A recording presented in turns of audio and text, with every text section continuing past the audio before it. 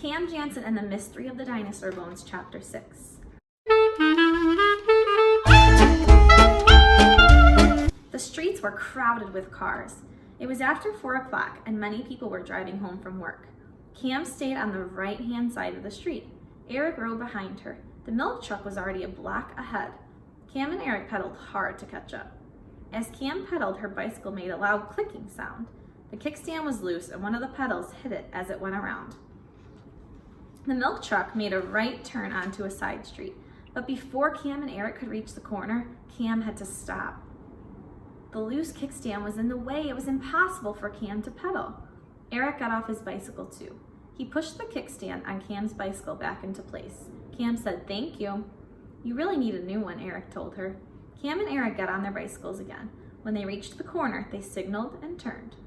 Cam looked ahead. A big brown dog was running along the sidewalk. A few cars were parked along the side of the street, but Cam couldn't see the milk truck. She stopped and waited for Eric. "We've lost it," Cam said.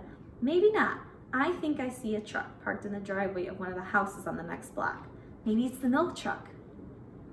Eric led Cam to a small brick house with a white wooden fence around it. The truck was parked in the driveway. No one was sitting inside the truck. "They must have gone into the house," Cam said. She leaned her bicycle against the fence. "You stay here and watch for them," she told Eric. "I'll look around in the back." There was a high window on the side of the garage. As Cam walked past the window, she heard voices. She looked for something to stand on so she could see inside. Someone tapped her on the back. It was Eric. "I locked the bicycles to the fence," he said. "I didn't want to wait out there alone." Cam found an empty wooden milk box behind the house. She put the box right under a window. She climbed up and looked through. There was a large table inside the garage. A few small bones and some larger ones were on the table. The milk box with the brown bag that they had seen the man put in the truck was there too. A bag of plaster of Paris was on the floor, near some boxes and metal tubs and a wheelbarrow with a pickaxe and shovel in it. "Get down," Eric whispered. "Someone will see you." "There's no one there," Cam said.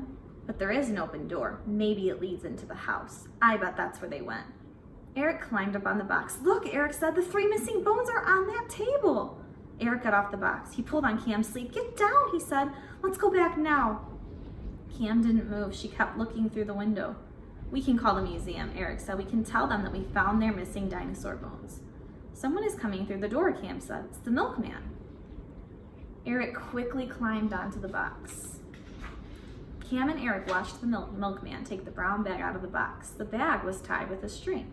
The milkman tried to untie the knot, but he couldn't.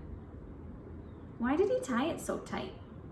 "Why did you tie it so tight?" he called into the house. "Use the scissors," a woman's voice answered. The milkman reached into one of the boxes. He took out a pair of scissors and cut the string. "I wonder what could be in there," Eric whispered.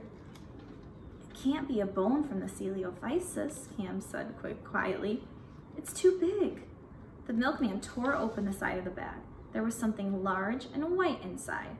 He took it and carefully placed it on the table. "Wow," Eric said, "look at the size of that bone."